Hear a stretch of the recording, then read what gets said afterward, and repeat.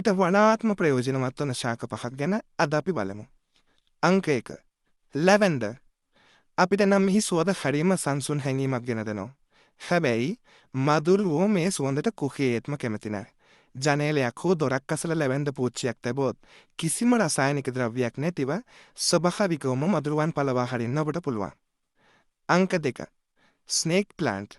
මේක බලන්න හරිම සරල පැලෑටියක් වුණාට ඇත්තටම ඊටාම කාර්යක්ෂම ශාකයක්. වාතයේ තියෙන විෂ ද්‍රව්‍ය උරාගෙන රාත්‍රී කාලයේදී පවා අපිට ඔක්සිජන් ලබා දෙන්න මේ ශාකයට පුළුවන්. හරියට බැටරි නැතිව වැළකරන එයා පියුරිෆයර් එකක් වගේ. අංක 3. ඉංග්‍රීසි අයිවී. අපේ යවට වාතයේ තියෙන දිලීර සහ විවිධ ක්ෂුද්‍ර ජීවීන් විනාශ කරන්න මේ ශාකය උදව් වෙනවා. ඔබ නොදැනුවත්වම ඔබේ නිවසේ වාතය පිරිසිදු කරලා දෙන නිහඬ සේවකයෙක් තමයි මේ. අංක 4. ඇලෝවීරා. නැත්නම් කෝමාරිකා.